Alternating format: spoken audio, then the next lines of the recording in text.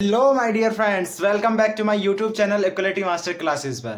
तो कैसे हैं सभी? मस्त होंगे सभी और पेपरों में व्यस्त होंगे। तो आइए आज चलते हैं, अपने पेपर को लीक करते हैं। केमिस्ट्री के पेपर को लीक करते हैं, हरियाणा बोर्ड के पेपर को लीक करते हैं। अरे लीक नहीं कर रहे हैं, बागी लीक करने की कोशिश कर रहे हैं। मीन्स दैट एक्सपेक्टेड क्वेश्चंस को आपको बता रहे हैं। अभी तक मैं आपको टॉपिक्स प्रोवाइड करवा रहा था, कौन सा टॉपिक्स किधर से बनने वाला है, कितने मार्क्स क्या बनने वाला है, उस टॉपिक के अंदर से क्या आने वाला है। अभी तक मैं ये बता रहा था, अब आपको बता रहा हूं मैं सीधे क्वेश्चन।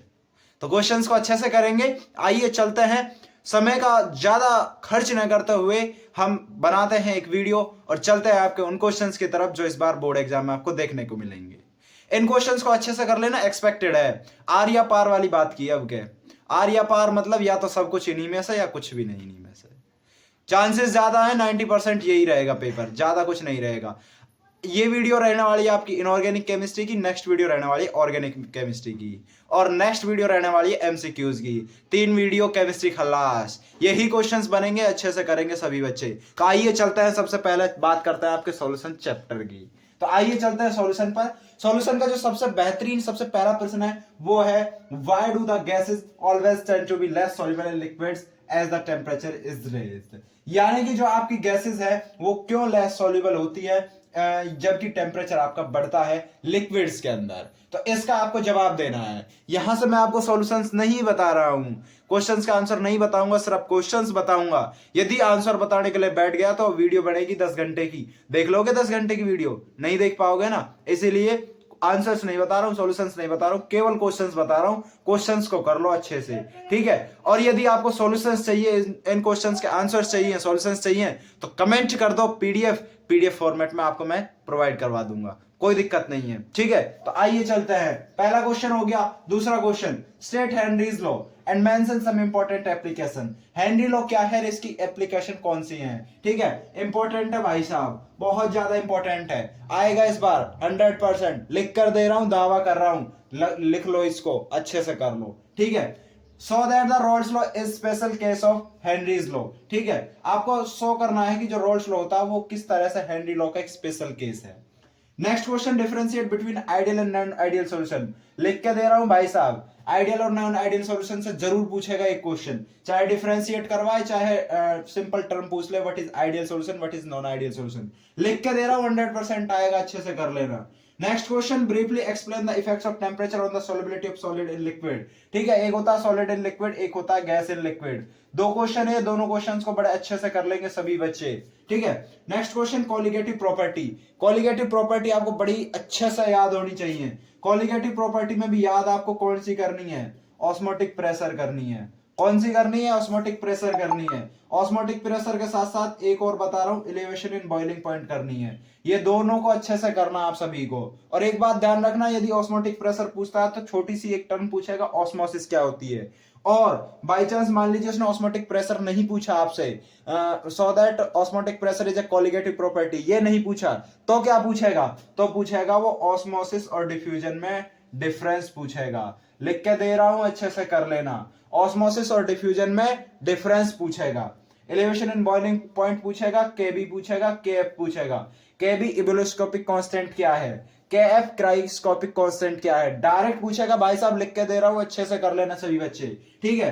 नेक्स्ट क्वेश्चन है, what is the roles law, what is the mean by positive and negative deviation. बहुत इंपॉर्टेंट क्वेश्चन है, अच्छे से कर लो सभी बच्चे, पॉजिटिव और नेगेटिव डेविएशंस वाला, ठीक है। नेक्स्ट क्वेश्चन है, what do you mean by abnormal molecular mass. देखो ऊटपटांग क्वेश्चंस बहुत ज्यादा पूछे जा रहे हैं इस बार, वो क्वेश्चंस नहीं आ रहे जो हर बार पूछे जाते थे। तो चांसेस है एबनॉर्मल मॉलिक्यूलर मास को पूछ ले, और ये क्वेश्चन तो पूछेगा ही। What is van time factor and association और डिसोसिएशन के लिए इसको लिखो, ठीक है। वॉन टाइम फैक्टर जरूर पूछेगा। तो ये तो कवर होता है आपका थ्योरी वाला पार्ट। अब बात करते हैं न्यूमेरिकल कौन कौन से पूछेगा, क्योंकि सॉल्यूशन, इलेक्ट्रोकेमिस्ट्री और केमिकल काइनेटिक्स सबसे ज्यादा न्यूमेरिकल पूछे जाते हैं इससे। तो ये हो गया थ्योरी वाला पार्ट, स्क्रीनशॉट ले लेंगे। अब बात करते हैं न्यूमेरिकल्स वाले पार्ट की। तो आइए चलते हैं न्यूमेरिकल्स की तरफ। तो ये है आपके न्यूमेरिकल्स, पीछे थ्योरी पार्ट कवर कर लिया था। तो न्यूमेरिकल्स की यदि मैं बात करूं तो देखो न्यूमेरिकल्स ये आएंगे, कैलकुलेट द मोलरिटी, मोलरिटी आपसे कैलकुलेट करवाई है 30 ग्राम ऑफ CnO3 का all twice dot 6H2O in 4.3 litre of solution. यानी कि ये मास आपको दे रखा है सॉल्यूट का, ये आपका सॉल्यूट है और इतने सॉल्यूशन में आपको उसने डिसॉल्व किया है, इसकी मोलरिटी आपको कैलकुलेट करनी है। ठीक है। सेकंड क्वेश्चन है 30 ml of 0.5 m H2SO4 diluted 500 ml। ठीक है, इसमें एक मोलरिटी आपको दे रखी है, तो इसमें याद रखना, इसमें आपका ये वाला फॉर्मूला लगेगा M1V1 इक्वल्स टू M2V2। ठीक है, इस फॉर्मूले से आप इसको सॉल्व करोगे। यानी कि जब आपके पास में दो मोलरिटी होती है तो दो सॉल्यूशंस होते हैं, तो दो सॉल्यूशंस के लिए इस वाले फॉर्मूले का हम इस्तेमाल करते हैं। वैसे मोलरिटी का फॉर्मूला आप सभी जानते हो किस तरह से निकालते हैं, number of moles of solute upon में वॉल्यूम ऑफ सॉल्यूशन इनटू में 1000, इससे निकालते हैं। ठीक है, निकाल लोगे सभी बच्चे। सेकंड जो क्वेश्चन आपका वो है calculate the molarity, molarity mole fraction. यानी कि आपसे तीन चीजें पूछे हैं एक साथ, मोलरिटी भी पूछी है, मोलरिटी भी पूछी है, मोल फ्रैक्शन भी पूछी है। ठीक है, कब पूछी है, जब आपके पास में 20% एक्वस हो, यानी कि वाटर KI हो 20% वाटर के अंदर, और उसकी जो डेंसिटी है वो 1.202 हो, डेंसिटी कितनी हो 1.202 हो। ठीक है, तो ये दोनों न्यूमेरिकल्स, इन दोनों न्यूमेरिकल्स में से एक न्यूमेरिकल आपके बोर्ड में देखने को 100% मिलेगा, आपको इन दोनों से अच्छे से कर लेना। ठीक है, और एक न्यू, नया, बिल्कुल नया, तरो एंड ताजा, मींस दैट एक हेनरी लोपेक क्वेश्चन बनने वाला है अब की बार, अच्छे से कर लेना इस वाले को। H2S, a toxic gas with rotten egg smell, is used for the qualitative analysis. If the solubility of H2S in water at HTP is this, then the Henry's constant. यानी कि हेनरी कांस्टेंट पूछा है इसमें, तो इस वाले numerical को इस फॉर्मूले से करोगे, P बराबर KHX, P बराबर KHX से इससे सॉल्व करोगे। ठीक है, और x कहा है, क्या है यहाँ से, x यहाँ से आपका मोल फ्रैक्शन है। पहला आपको मोल फ्रैक्शन निकालना पड़ेगा, किसका निकालना पड़ेगा, H2S का। सबसे पहले मोल फ्रैक्शन निकालेंगे H2S का, उसके बाद इस फॉर्मूले को KH बराबर P अपॉन X कर लोगे, प्रेशर ले लोगे, प्रेशर आ जाएगा 1 बार, और X की वैल्यू जो भी आपकी आती है उसे सॉल्व कर लोगे, तो वहां से आपकी हेनरीज की वैल्यू, हेनरी कांस्टेंट की वैल्यू निकल जाएगी। इस तरह से आप इसको सॉल्व कर सकते हो। अगर नेक्स्ट न्यूमेरिकल की बात करें तो नेक्स्ट न्यूमेरिकल आपका ऑस्मोटिक प्रेशर पर है। ऑस्मोटिक प्रेशर पर किस तरह से calculate osmotic pressure, pascal exerted by solution prepared by dissolving this and this and this. ठीक है, इस न्यूमेरिकल को करना है, तो इस न्यूमेरिकल को आप किस तरह से कर सकते हो, C बराबर NV अपॉन पाई बराबर NVRT, इस वाले फॉर्मूले से इसको सॉल्व करोगे, पाई बराबर NVRT से इसको सॉल्व करोगे। ठीक है, तो ये कुछ न्यूमेरिकल्स हैं आपके, कुछ मैं इधर आपके लिए एक फोटो शेयर कर रहा हूं, उस फोटो पर कुछ न्यूमेरिकल्स हैं, उन न्यूमेरिकल्स को देख लेना और इन न्यूमेरिकल्स को देख लेना। सॉल्यूशन के अंदर से यही बनेगा, 8 नंबर में इतना ही सब कुछ आएगा, पहला थ्योरी वाला पार्ट और ये न्यूमेरिकल, सॉल्यूशन खत्म। ठीक है, तो ये रहा आपका इलेक्ट्रोकेमिस्ट्री का जो थ्योरी वाला पार्ट है, वो थ्योरी वाला पार्ट यहीं से बनेगा, ज्यादा कुछ नहीं बनेगा। ठीक है, तो इलेक्ट्रोकेमिस्ट्री के बारे में यदि हम बात करते हैं तो पहला क्वेश्चन आता है आपका एक्सप्लेन द फैराडेज लॉज। यहां से आपको फैराडे के दोनों लॉ करने हैं, फैराडे का फर्स्ट भी करना है और सेकंड भी करना है, दोनों लॉ को अच्छे से कर लेंगे। ज्यादा इंपॉर्टेंट आपका फर्स्ट लॉ है, फर्स्ट लॉ ज्यादातर पूछा जाता है, लेकिन कई बार ऐसा होता है कि दोनों लॉज को पूछ लेते हैं, तो दोनों लॉज को अच्छे से कर लेंगे यहाँ से। ठीक है, क्लियर। और यदि मैं छोटी छोटी शॉर्ट टर्म यहां से आपको बताता चलूं तो शॉर्ट टर्म छोटी छोटी सी है आपकी, इनको याद कर लेना। जैसे कि कंडक्टिविटी क्या होती है आपकी, है ना, आपकी मोलर कंडक्टिविटी क्या होती है, मोलर कंडक्टिविटी को अच्छे से कर लेंगे सभी बच्चे। सेल क्या होती है, सेल कांस्टेंट क्या होता है, इन छोटी छोटी टर्म को सभी बच्चे कर लेंगे यहाँ से। ठीक है, तो नेक्स्ट क्वेश्चन की हम बात करें, जब हम इलेक्ट्रोकेमिकल सेल के बारे में पढ़ते हैं तो वहां से साल्ट ब्रिज के बारे में पढ़ते हैं, है ना। जब हम इलेक्ट्रोकेमिकल सेल पढ़ते हैं तो इलेक्ट्रोकेमिकल सेल में हम क्या पढ़ते हैं, इलेक्ट्रोकेमिकल सेल में हम साल्ट ब्रिज के बारे में पढ़ते हैं। तो साल्ट ब्रिज को आपको अच्छे से कर लेना है, उसके फंक्शंस क्या क्या है, इलेक्ट्रिकल न्यूट्रलिटी को मेंटेन करना, सॉल्यूशंस को सेपरेट रखना, कनेक्टिंग का काम करना। ठीक है, तो ये सभी आपको याद कर लेना, सॉल्ट ब्रिज के फंक्शंस क्या क्या है। सेकंड क्वेश्चन आपका, why does the conductivity of a solution decrease with dilution, यानी कि जो आपकी कंडक्टिविटी होती है वो डाइल्यूशन के साथ क्यों डिक्रीज होती है, ये आपको अच्छे से कर लेना, बखूबी कर लेना, बहुत इंपॉर्टेंट क्वेश्चन है, इंपॉर्टेंट क्वेश्चन है, टिक कर लेंगे बेशक सभी बच्चे। ठीक है, वैसे मैं आपको बताता चलूं, क्योंकि कंसंट्रेशन डिक्रीज होती है, कंसंट्रेशन डिक्रीज होने के कारण जो कंडक्टिविटी है वो भी डिक्रीज होती चली जाती है।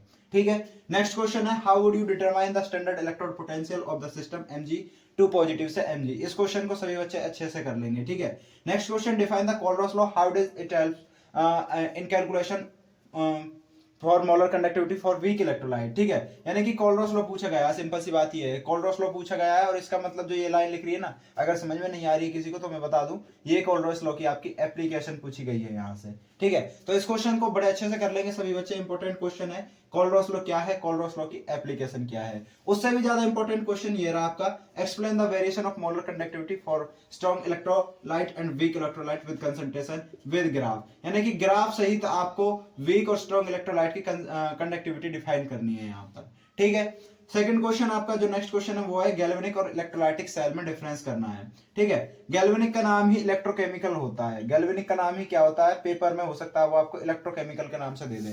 Right the difference between electrochemical and electrolytic cell. ठीक है, इलेक्ट्रोकेमिकल सेल को ही वोल्टेइक सेल भी बोलते हैं, वोल्टेइक सेल भी इसी का नाम है, हो सकता है वोल्टेइक सेल के नाम से दे दे। तो कंफ्यूज नहीं होना है, गैल्वेनिक, इलेक्ट्रोकेमिकल और वोल्टेइक सेल सभी के सभी एक ही सेल है आपकी, बखूबी कर लेंगे इस क्वेश्चन को। ठीक है, इसके बारे में पढ़ लेना, इलेक्ट्रोकेमिकल सेल क्या होती है, इलेक्ट्रोकेमिकल सेल की रिप्रेजेंटेशन क्या होती है, इलेक्ट्रोकेमिकल सेल वर्क कैसे करती है, अच्छे से कर लेंगे। ठीक है, और नेक्स्ट क्वेश्चन आपका, explain why blue colour of CuSO4 solution discharge when Zn rose is dipped into it in it, यानी कि जब सॉल्यूशन के अंदर डिप होती है CuSO4 के अंदर तो ब्लू कलर क्यों देती है, ये एक्सप्लेन करना है आपको इसके अंदर। Next question, what are the fuel cell. ठीक है, फ्यूल सेल के बारे में आपको डिस्कस करना है, फ्यूल सेल क्या होती है, फ्यूल सेल का ही दूसरा नाम H2O2 सेल होता है। ठीक है, अपोलो स्पेस प्रोग्राम में हम क्यों इस्तेमाल करते हैं इस सेल का, तो ये आपको कर लेना है। ठीक है, ये एक नंबर का कंफर्म क्वेश्चन है, यहाँ से जो आपकी फ्यूल सेल है उसका इस्तेमाल अपोलो स्पेस प्रोग्राम में करते हैं।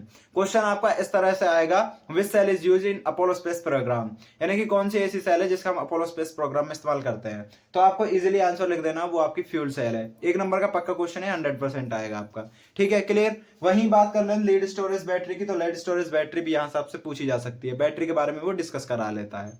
ठीक है, तो इतना ज्यादा कुछ है नहीं है, थ्योरी वाला पार्ट आपका इतना ही है, थ्योरी वाले पार्ट को आप इतना ही कर लेंगे। अब बात करते हैं न्यूमेरिकल वाले पार्ट की, न्यूमेरिकल कौन कौन सा बन रहे हैं यहाँ से। ठीक है, ये रहा आपका इलेक्ट्रोकेमिस्ट्री का जो थ्योरी वाला पार्ट है, थ्योरी वाला पार्ट, सॉरी जो न्यूमेरिकल वाला पार्ट है, न्यूमेरिकल वाला पार्ट आप यहाँ से क्लियर करोगे। ठीक है, तो पहला जो न्यूमेरिकल है आपका वो है राइट द नॉर्नेस्ट इक्वेशन, यानी कि पहला जो आपका बनाया है वो नॉर्नेस्ट इक्वेशन पे ही बनेगा। नॉर्नेस्ट इक्वेशन निकालनी है, नॉर्नेस्ट इक्वेशन बनानी है, उसी के साथ साथ ईएमएफ बनानी है आपको। ठीक है, तो ये 4 दे रहा हूं मैं यहाँ से आपको, ये 4 हैं आपके, चारों इंपॉर्टेंट है, चारों को यहाँ से करोगे, है ना, इन चारों में से एक आपको देखने को मिल जाएगा। ठीक है, तो ये न्यूमेरिकल वाला पार्ट हो गया।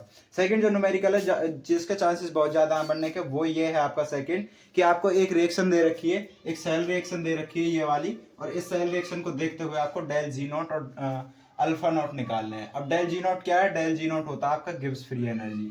ठीक है, क्या होता है, गिब्स फ्री एनर्जी, और ई नॉट आप जान रहे हो ईएमएफ होता है, यानी कि ई नॉट निकलेगा आपका ई कैथोड माइनस के ई नॉट एनोड। ठीक है, इस तरह से निकाल सकते हो, और डेल जी नॉट निकलेगा आपका minus n F E naught of cell, ये गिब्स फ्री एनर्जी होता है। ठीक है, इस तरह से आप इसको कर लोगे, कोई दिक्कत नहीं है। यानी कि ये करना आपका, एक बार Zn से Zn2 पॉजिटिव बनाया है और Ag से Ag बनाया है इसने, है ना, तो इसको मद्देनजर रखते हुए आपको यहाँ से इलेक्ट्रोड पोटेंशियल निकालना है, इलेक्ट्रोड पोटेंशियल निकालने के बाद ई नॉट निकालना है, उसके बाद आपको गिब्स फ्री एनर्जी निकालना है। ठीक है, तो ये न्यूमेरिकल को कर लोगे। जो नेक्स्ट न्यूमेरिकल है वो है आपका resistance of a conductivity cell containing this and this, what is the cell constant conductivity, यानी कि इसके अंदर क्या निकालना है आपको, इसके अंदर निकालना है सेल कांस्टेंट। अब सेल कांस्टेंट कैसे निकलता है, तो सेल कांस्टेंट निकालने का जो फॉर्मूला होता है आपका वो होता है कंडक्टिविटी अपॉन में कंडक्टेंस। क्या होता है, कंडक्टिविटी अपॉन में कंडक्टेंस, और कंडक्टेंस यानी कि 1/, कंडक्टेंस क्या होता है, 1/, कंडक्टेंस होता है आपका रेजिस्टेंस, तो ये निकलेगा आपका कंडक्टिविटी इंटू में रेजिस्टेंस, कंडक्टिविटी इंटू में रेजिस्टेंस, इससे निकाल सकते हो आप, है ना, रेजिस्टेंस ये रहा आपका और कंडक्टिविटी ये रही आपकी, इन दोनों को मल्टीप्लाई कर दोगे इजीली से निकल आएगा वो आपका, कोई दिक्कत। ठीक है, नेक्स्ट न्यूमेरिकल है, आपको के की वैल्यू दे रखी है, सी की वैल्यू दे रखी है, और at infinite dilution molar conductivity दे रखी है, डिसोसिएशन कांस्टेंट पूछा है। ठीक है, तो हमें पता है डिसोसिएशन कांस्टेंट का जो फॉर्मूला होता है हमारे पास में, डिसोसिएशन कांस्टेंट का फॉर्मूला क्या होता है, तो डिसोसिएशन कांस्टेंट का फॉर्मूला होता है C alpha square upon 1 minus alpha होता है। अब अल्फा कैसे निकलता है, अल्फा निकलता है आपका molar conductivity and molar conductivity eight infinite dilution, eight infinite dilution, infinite dilution की तो इसने दे रखी है ये रही। अब आपको ये मोलर कंडक्टिविटी निकालनी है। इस मोलर कंडक्टिविटी को कैसे निकालते हैं, इसको निकालते हैं कप्पा इंटू में 1000 अपॉन में सी, कप्पा इंटू में 1000 अपॉन में सी की वैल्यू भी है, कप्पा की वैल्यू ये दे रखी 1000, तो यहाँ से लैम्डा एम निकाल लोगे, तो लैम्डा एम को लैम्डा नॉट एम से डिवाइड कर दोगे, अल्फा की वैल्यू निकल आएगी। अल्फा की वैल्यू निकालने के बाद इस फॉर्मूले से आप डिसोसिएशन कांस्टेंट निकाल सकते हो, कोई दिक्कत। ठीक है, उसके बाद एक क्वेश्चन आपका how much electricity in terms of Faraday's is required. तो ये दो आपके क्वेश्चंस दे रखे हैं, इन दोनों क्वेश्चंस को अच्छे से कर लेंगे, ठीक है। नेक्स्ट क्वेश्चन आपका ए solution of this electrolytes between platinum electrode using current this and what mass of Ni is deposited at cathode। यानी कि मास पूछा है, मास किसका पूछा है, Ni का पूछा है, कितना मास चाहिए उसको डिपॉजिट होने के लिए कैथोड पर, ठीक है। तो ये न्यूमेरिकल्स को आप कर लोगे, एक दो न्यूमेरिकल्स और हैं इसमें, बाकी ज्यादा कुछ है नहीं है। तो न्यूमेरिकल्स वाला पार्ट ये है आपका, यहां तक आपकी इलेक्ट्रोकेमिस्ट्री खत्म होती है। थ्योरी वाला पार्ट पहले बता दिया, न्यूमेरिकल वाला पार्ट ये है, इसको कर लो इलेक्ट्रोकेमिस्ट्री खलास, ठीक है। यहीं से आपके बन जाएंगे कितने नंबर, 8 नंबर बन जाएंगे, ठीक है। कोई दिक्कत वाला आपका केमिकल काइनेटिक्स का जो थ्योरी वाला पोर्शन है, वो थ्योरी वाला पोर्शन यहां से बनेगा। देखो पहला ही क्वेश्चन है, what will be the effect of the temperature on the rate of reaction, यानी कि टेम्परेचर का क्या इफेक्ट होता है आपके रेट ऑफ रिएक्शंस का।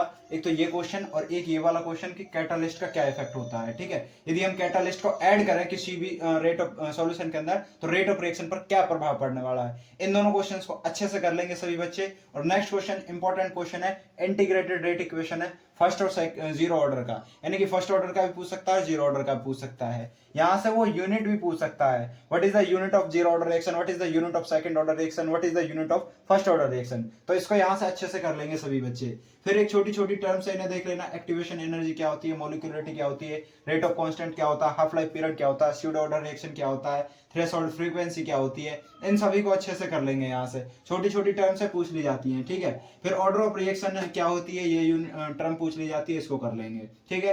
नेक्स्ट क्वेश्चन आपका explain RNS equation. RNS equation क्या होती है, आरएनएस इक्वेशन को सभी बच्चे अच्छे से कर लेंगे। उसके बाद आरएनएस इक्वेशन के बाद आपकी एक कोलिजन फ्रीक्वेंसी होती है, कोलिजन फ्रीक्वेंसी को भी सभी बच्चे अच्छे से कर लेंगे, ठीक है। उसके बाद यदि मैं बात करूं इसके अंदर से, फिर आते हैं आपके न्यूमेरिकल्स।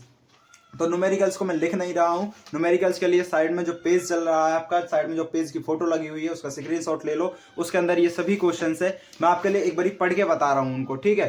तो पहला जो न्यूमेरिकल आपका वो है, the decomposition of NH3 on platinum surface is zero order reaction, what are the ratio of producing of N2 and H2 if K is this. यानी कि इसमें क्या पूछा है इसने, इसमें पूछा है यानी कि रेट ऑफ प्रोडक्शन क्या होने वाला है, ठीक है, रेट ऑफ प्रोडक्शन निकालना है, ठीक है। नेक्स्ट क्वेश्चन आपका क्या है, नेक्स्ट क्वेश्चन आपका calculate the half life period. Half life period आपसे पूछा गया है इसमें, और इसमें जो टाइम दे रखा वो दे रखा एक में 200 सेकंड इनवर्स, एक में 2 मिनट इनवर्स, एक में 4 इयर्स इनवर्स, ठीक है। तो इस क्वेश्चन को यहां से अच्छे से कर लेंगे, हाफ लाइफ पीरियड किस तरह से निकालते हैं ये सभी को पता होना चाहिए। नेक्स्ट क्वेश्चन है, the rate constant for a first order reaction is 60 second inverse, how much time it will take to reduce initial concentration of reactant is 1/16। यानी कि जो इनिशियल कंसंट्रेशन टर्म है उस इनिशियल कंसंट्रेशन टर्म को 1/16 करवाया है इसने, तो कितना टाइम वो लेने वाला है ये पूछा गया है आपसे, ठीक है। नेक्स्ट क्वेश्चन आपका है, for a first order reaction so that the time required for 99% completion is twice the time required for the completion of 90%। यानी कि यदि एक 99% कंप्लीशन हो जाए, दूसरा 90% कंप्लीशन हो जाए, तो जो 90% कंप्लीशन है, सॉरी जो 99% कंप्लीशन है वो ट्वाइस रहेगा, वो डबल रहेगा 90% कंप्लीशन के। ये आपको डिफाइन करके बताना, शो करना किस तरह से रहेगा, ठीक है। इस क्वेश्चन को अच्छे से कर लेंगे। उसके बाद यदि मैं बात करूं तो नेक्स्ट क्वेश्चन है आपका, the rate constant of for a reaction at 500 kelvin and 700 kelvin. दो टेम्परेचर दे, 500 केल्विन, एक 700 केल्विन, और उस पर पूछा है इसने, इतने इतने दे रखे हैं आपको रेट कांस्टेंट। जो 500 केल्विन है उसका रेट कांस्टेंट है 0.02 सेकंड इनवर्स, जो 700 केल्विन है उसका रेट कांस्टेंट है 0.07 सेकंड इनवर्स, ठीक है। तो कैलकुलेट ई है, यानी कि एक्टिवेशन एनर्जी यहां से आपसे पूछी है, कैलकुलेट ई है पूछा है, यहां से ई कैलकुलेट करके बता देंगे आपको, ठीक है। तो ये कुछ आपके इंपॉर्टेंट यहां से न्यूमेरिकल्स थे, साइड में पेज चल रहा है उसमें फोटो दिख रही होगी आपको, उस फोटो पर सभी न्यूमेरिकल्स है, उस न्यूमेरिकल्स को राइट डाउन कर लेना, स्क्रीनशॉट ले लेना, ठीक है। ब्लॉक एलिमेंट्स की D and F block elements में से क्या पूछने वाला है, कितना पूछने वाला है, ठीक है।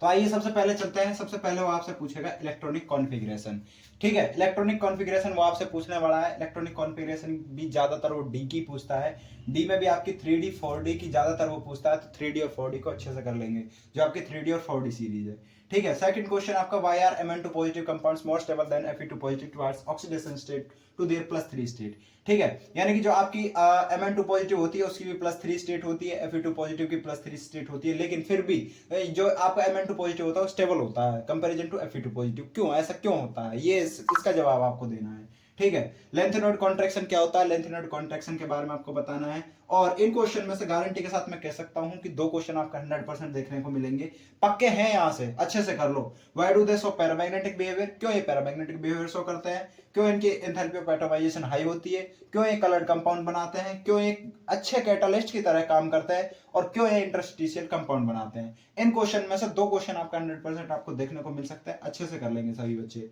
ठीक है। Next question, how is the variability and oxidation state of transition metals different from non metals, यानी कि नॉन ट्रांजिशन एलिमेंट से ट्रांजिशन एलिमेंट की जो ऑक्सीडेशन स्टेट की वेरिएबिलिटी होती है वो डिफरेंट क्यों होती है, ये आपको डिफाइन करना है। ठीक है। तो वीडियो आपकी थोड़ी ना ज्यादा लंबी बन रही है, इसीलिए मैं लिख कम रहा हूं, अब आपको बोल ज्यादा रहा हूं।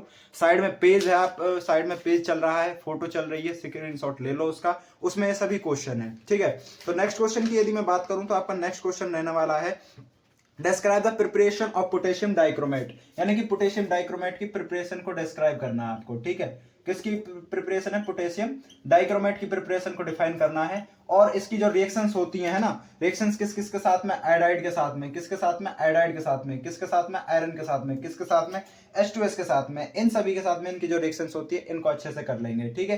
Potassium dichromate clear. और यदि आपका पोटेशियम डाइक्रोमेट आता है तो इतना तो कंपलसरी हुआ, और में आपका पोटेशियम परमैंगनेट जरूर आता है ना, पोटेशियम परमैंगनेट भी आएगा आपका, तो पोटेशियम परमैंगनेट को भी अच्छे से कर लेंगे। इसकी यूजेस क्या क्या है, इसकी प्रिपरेशन क्या है, और इसकी रिएक्शन किसके साथ में है, आयरन के साथ में, SO2 के साथ में, ठीक है, ऑक्जेलिक एसिड के साथ में। तो इसको अच्छे से कर लेंगे सभी बच्चे इन दोनों क्वेश्चंस को। ठीक है। और में देखने को मिल जाएंगे, कोई सा भी एक अच्छे से कर लेंगे। एक 100% श्योर है, 100% श्योर है एग्जाम में आएगा, कोई सा भी एक आएगा, 100% श्योर है, अच्छे से कर लेना। ठीक है। नेक्स्ट क्वेश्चन की यदि बात करूं मैं तो नेक्स्ट क्वेश्चन है आपका, compare the chemistry of actinoids. Side में पेज चल रहा है, देख सकते हो, कोई दिक्कत नहीं है। ठीक है। Compare the chemistry of actinoids with that of that lengthenoids with special reference to electronic configuration, oxidation state, atomic and ionic size and chemical reactivity, इसको डिफाइन करना है। ठीक है। नेक्स्ट क्वेश्चन आपका, what is mean by disproportion, disproportionation के बारे में आप क्या जानते हो, इसको डिफाइन करो। ठीक है। डिस्प्रोपोर्शनेशन को अच्छे से डिफाइन कर देंगे सभी बच्चे, कर लेंगे इसको। अच्छा, नेक्स्ट क्वेश्चन आपका क्या है, नेक्स्ट क्वेश्चन है आपका, give examples and suggest reason. कुछ क्वेश्चंस दिए हैं, उनका एग्जांपल्स देना और सजेस्ट रीजन करना है आपको, है ना। तो पहला है, the lowest oxides of transition metal is basic, the highest is amphoteric. ठीक है। यानी कि लोवेस्ट ऑक्साइड होते हैं जो आपके ट्रांजिशन मेटल्स के, वो बेसिक होते हैं, जबकि जो हाइयर होते हैं वो एम्फोरिक होते हैं, एसिडिक होते हैं। ऐसा क्यों है, ये डिफाइन करना है। ठीक है। A transition in metal exhibits higher oxidation state in oxides and fluorides, यानी कि जो उनकी ट्रांजिशन मेटल की ऑक्सीडेशन स्टेट होती है वो हाई होती है, क्यों होती है। ठीक है। नेक्स्ट क्वेश्चन हाई जो है आपका, वो आपका, actinoids contraction is greater from element to element than lanthanoid contraction, यानी कि एक्टिनॉइड कॉन्ट्रैक्शन ज्यादा होती है, एलिमेंट से एलिमेंट के बारे में बात करें, कंपैरिजन टू लेंथेनॉइड कॉन्ट्रैक्शन, ऐसा क्यों होता है, ये डिफाइन करना है आपको। ठीक है। नेक्स्ट क्वेश्चन है आपका, how would you account for the irregular variation of ionisation enthalpy, यानी कि आयनाइजेशन एंथैल्पी की वेरिएशन आपको करके दिखानी किस तरह से होती है। ठीक है।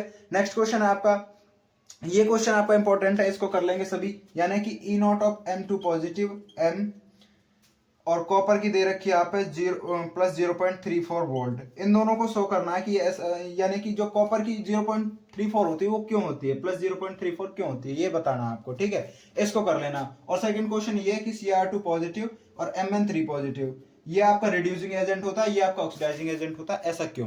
ठीक है। इस क्वेश्चन को यहां से अच्छे से कर लेंगे। तो ये था आपका D and F block element, 7 number आपके पक्के। ठीक है। 7 नंबर आपके पक्के, इस सभी को कर लेंगे। जो क्वेश्चन मैंने बोल के बताए हैं, साइड में पेज चल रहा है, उसमें सब क्वेश्चन है, स्क्रीनशॉट ले लो। जो पेज दे रहा हूं वो उसी पेज में से, ज्यादा कुछ नहीं है। सॉल्यूशन चाहिए, PDF कमेंट कर दो, सॉल्यूशन मिल जाएगा। ठीक है। अभी क्वेश्चंस करा रहा हूं, वीडियो ज्यादा लंबी ना बने इसीलिए। ठीक है। अब बात करते हैं नेक्स्ट चैप्टर, कोऑर्डिनेशन कंपाउंड की। वीडियो ज्यादा लंबी ना बने इसलिए मैं लिख कम रहा हूँ, थोड़ा बोल ज्यादा रहा हूँ। स्क्रीनशॉट ले लो आप, बार बार बोल रहा हूँ, फोटो है बगल में, फोटो है लगी हुई है, उसमें से स्क्रीनशॉट ले लो। वही क्वेश्चन है, वीडियो थोड़ी ज्यादा लंबी बन रही है इसलिए अब मैं कम लिख रहा हूँ, थोड़ा सा बोल ज्यादा रहा हूँ। ठीक है। तो कोऑर्डिनेशन कंपाउंड के जो क्वेश्चन है आपका, कोऑर्डिनेशन कंपाउंड में से पहला क्वेश्चन है आपका, explain with the 2 example. Side में क्वेश्चन है, explain with the 2 examples of each of the following. क्या क्या है, कोऑर्डिनेशन एंटिटी है, कोऑर्डिनेशन एंटिटी के बारे में आपको डिफाइन करना है ना। कोऑर्डिनेशन एंटिटी के एग्जांपल आपको बताना है, कोऑर्डिनेशन नंबर के बताना है, कोऑर्डिनेशन पॉलीहाइड्रोजन के बताना, हेमोलैप्टिक और हेट्रोलैप्टिक के बताने हैं। ठीक है। पहला क्वेश्चन ये है आपका। दूसरा क्वेश्चन आपका, यूनिडेंटेंट, बाइडेंटेंट और एम्बिडेंटेंट। ये क्वेश्चन को मैं पहले भी बताता था कि आपके जो यूनिडेंटेंट होते हैं, ठीक है, एम्बीडेंडेंट होते हैं और बाइडेंडेंट होते हैं, ट्राइडेंडेंट होते हैं। इनके एक एक एग्जाम्पल याद कर लो, बहुत पूछे जाते हैं एग्जाम्पल, एक एक नंबर में पूछे जाते हैं। तो यहाँ से भी कर लेंगे सभी बच्चे, है ना। नेक्स्ट क्वेश्चन जो आपका दे रखा है, नेक्स्ट क्वेश्चन दे रखा है इसमें आइसोमेरिज्म पूछे गए हैं, कुछ कंपाउंड्स दे रखे हैं। जैसे कि पहला कंपाउंड आपका COCl2 EN का होल ट्वाइस सिंगल पॉजिटिव दे रखा है। सेकंड CONH3 Cl EN का होल ट्वाइस डबल पॉजिटिव दे रखा है, ठीक है। तो ये कुछ कंपाउंड्स दे रखे हैं, इनके जियोमेट्रिकल ऑप्टिकल दोनों के दोनों आइसोमेरिज्म बनाने हैं, जियो भी बनाना है और ऑप्टिकल भी बनाना है, ठीक है, क्लियर। नेक्स्ट क्वेश्चन भी यही है आपका कि जियोमेट्रिकल आइसोमेरिज्म बनाना है, एक कंपाउंड दे रखा है वो करना है आपको, ठीक है। और नेक्स्ट क्वेश्चन आपका नेचर ऑफ बॉन्डिंग बतानी है, ठीक है। जो ये वाला क्वेश्चन है ना, इनको अच्छे से कर लेंगे सभी बच्चे। FeCN6 है आपका, FeCN6 का 4 नेगेटिव है, उसी के साथ साथ COC2O4 का होल थ्राइस 3 नेगेटिव है। उसी के साथ साथ मैं दूं आपके लिए NiH2O6 2 पॉजिटिव है। उसी के साथ साथ NiCN4 2 नेगेटिव है। उसी के साथ साथ आपका FeH2O6 2 पॉजिटिव है, ठीक है। इन क्वेश्चंस को और एक दो क्वेश्चन से इनको अच्छे से कर लेंगे सभी बच्चे। इन पे आपका VBT वाला जो VBT वाले जो आपकी थ्योरी है उसको अप्लाई कर देंगे, VBT के से निकाल लेंगे, ठीक है। अब VBT में भी क्या क्या पता होना चाहिए आपको, एक तो ये पता होना चाहिए शेप क्या बन रही है, ठीक है। मैग्नेटिक मूवमेंट पता होना चाहिए, ठीक है। शेप क्या बन रही है, मैग्नेटिक मूवमेंट क्या बन रही है, ये पता होना चाहिए। उसी के साथ साथ इनर कॉम्प्लेक्स है, आउटर कॉम्प्लेक्स है, ये पता होना चाहिए। हाइब्रिडाइजेशन पता होनी चाहिए आपको। तो ये सभी चीजें आपको यहाँ से पता होनी चाहिए VBT के अंदर, ठीक है। नेक्स्ट क्वेश्चन जो आपका वो है crystal field splitting energy. What is the crystal field splitting energy and how does the magnitude of del naught decide the actual configuration of the orbitals in coordination entity। यानी कि simple सी बात है, CBT explain करनी है, CBT नहीं CFT के बारे में बताना है और CFT के बारे में बताकर खत्म करना है। Next question, draw the figure to show the splitting of d orbitals in octahedral crystal field. यानी कि ऑक्टाहेड्रल के लिए जो आपने शेप बनवा रखी है, ऑक्टाहेड्रल क्रिस्टल फील्ड के लिए जो आपने शेप बनवा रखी है, तो उसके लिए बना लेंगे। दो बनवाई थी, एक ऑक्टाहेड्रल बनवाई थी, एक टेट्राहेड्रल बनवाई थी। तो उसमें से आपको कौन सी बनानी है, उसमें से आपको ऑक्टाहेड्रल बनानी है। हो सकता है बोर्ड एग्जाम आपसे टेट्राहेड्रल पूछ ले, तो दोनों को अच्छे से कर लेंगे। ऑक्टाहेड्रल के लिए किस तरह से बन सकती है, टेट्राहेड्रल से किस तरह से बन सकती है, ठीक है। दोनों क्वेश्चंस को अच्छे से कर लेंगे। फिर एक क्वेश्चन आता है, what is the chelate. Chelate यानी कि चीलेट भी बोलते हैं बहुत बच्चे इसको, तो चीलेट या कीलेट जो भी आप बोलते हो इसको अच्छे से कर लेंगे। कीलेट क्या होता है, कीलेशन क्या होता है, कीलेट इफेक्ट क्या होता है, इस क्वेश्चन को बड़े अच्छे से कर लेंगे। आने वाला प्रश्न है आपका, ठीक है। फिर नेक्स्ट क्वेश्चन जो आपका दे रखा है, नेक्स्ट क्वेश्चन वो दे रखा है मैग्नेटिक मूवमेंट कैलकुलेट करवाया, ज्यादा कुछ है नहीं है, ठीक है। तो ये आपका कोऑर्डिनेशन कंपाउंड है, 7 नंबर का है, 7 नंबर का इजीली आ जाएगा। जो मेन से क्वेश्चन है उसमें से वो यही है कि भाई CBT करनी है, CBT के बाद आपको CFT करनी है, क्रिस्टल फील्ड थ्योरी करनी है, और CFSC के बारे में और पढ़ लेना। CFT में क्रिस्टल फील्ड स्प्लिटिंग एनर्जी क्या होती है इसके बारे में पढ़ लेना, है ना। और क्या बताएं इसमें से, और आपकी VBT वो है valence bond theory, valence bond theory हो गई VBT। और एक थ्योरी और है ना आपकी, कौन सी है वो, वर्नियर थ्योरी। वर्नियर थ्योरी को सभी बच्चे अच्छे से कर लेंगे, है ना। वर्नियर थ्योरी के बारे में पूछ ले जाते हैं। वर्नियर थ्योरी में क्यों पूछते हैं वो, क्योंकि वर्नियर थ्योरी के अंदर ही आती है आपकी प्राइमरी और सेकेंडरी वैलेंसी। कौन कौन सी वैलेंसी आती है, प्राइमरी और सेकेंडरी वैलेंसी, 2 वैलेंसी आती है वर्नियर थ्योरी के अंदर। तो इसके अंदर ये 2 थ्योरी वैलेंसी आने के कारण ये इंपॉर्टेंट बन जाती है, पोस्टुलेट इंपॉर्टेंट बन जाते हैं, अच्छे से कर लेंगे, ठीक है। हाइब्रिडाइजेशन को अच्छे से कर लेंगे, यहाँ से हाइब्रिडाइजेशन पूछा जाता है। तो इतना कुछ ही है, सब कुछ आपका 7 नंबर में यही पूछा जाता है। तो यहाँ से खत्म होती है आपकी इनऑर्गेनिक केमिस्ट्री, ठीक है। इनऑर्गेनिक केमिस्ट्री में इतना ही पूछा जाता है आपका। इतने को अच्छे से कर लेंगे सभी बच्चे। इतने को अच्छे से करने के बाद कोई भी ऐसा सवाल नहीं है जिसको आप नहीं बना सकते, हर एक क्वेश्चन को अच्छे से बना सकते हो और ये आपको अच्छे नंबर दिला सकते हैं, कोई दिक्कत नहीं है, कोई इशू नहीं है, ठीक है। 37 मार्क्स आपको ये ऑर्गेनिक केमिस्ट्री दिला सकती है। यदि ज्यादा भी नहीं कर पाते हो तो 25 मार्क्स भी आप इसके अंदर से इजीली भी ले सकते हो, अगर अच्छे से करो इसको, है ना। ज्यादा ना करो, थोड़ा थोड़ा करो, मोटा मोटा करो तो इजीली ले सकते हो। मोटा मोटा मैंने सब बता दिया क्या बनेगा और यही फंसेगा, है ना। और मैंने ना सिर्फ क्वेश्चंस बताए हैं यहाँ पर, सॉल्यूशंस नहीं दिए हैं, क्योंकि सॉल्यूशंस यदि मैं आपको प्रोवाइड करवाता तो लंबी वीडियो बनती। लंबी वीडियो बनने के कारण मैंने सॉल्यूशंस को रोक दिया है यहाँ से, ठीक है। अब सॉल्यूशंस यदि कोई किसी बच्चा कोई ऐसा है कि भाई मेरे पास सॉल्यूशन नहीं है, मैंने ऑनलाइन पढ़ाई की है, मैं ओपन से हूँ, तो सॉल्यूशंस के लिए आपको कमेंट करना पड़ेगा PDF, और कमेंट करने के बाद PDF या तो आप हमें इस नंबर पर कॉन्टेक्ट कर लो, या तो हमें इस नंबर पर कॉन्टेक्ट कर लो। इस नंबर पर आप कांटेक्ट नहीं कर पा रहे हो तो हमारी जो इंस्टा आईडी है, पहले भी मैं बता चुका हूं आपको, हमारी इंस्टा आईडी एजुकेशन मास्टर 000, ठीक है। एडू मास्टर 000 ये हमारी इंस्टा आईडी है। इस पर जाकर सभी बच्चे मुझे DM कर देंगे, मैसेज कर देंगे, चैनल को सब्सक्राइब कर मैं आपको लिए पीडीएफ डाल दूंगा, ठीक है, उसमें सॉल्यूशंस होंगे सारे। तो ऑर्गेनिक केमिस्ट्री यहाँ से है, खत्म है, खल्लास है। नेक्स्ट वीडियो आपकी सॉरी ये इनऑर्गेनिक थी, इनऑर्गेनिक केमिस्ट्री यहाँ से खत्म है, खल्लास है। नेक्स्ट वीडियो जो रहेगी आपकी वो ऑर्गेनिक केमिस्ट्री की रहेगी, उसमें कंप्लीट ऑर्गेनिक क्लासिफाई कर दी जाएगी। हाँ इतना बता रहा हूँ, इनसे बाहर कुछ नहीं है, यही करना है, अच्छे से करना है और पेपर को बिंदास देना, पेपर को फाड़ गाना अच्छे से नॉर्मल तरीके से, ठीक है, कोई दिक्कत। थैंक यू, जय हिंद, धन्यवाद।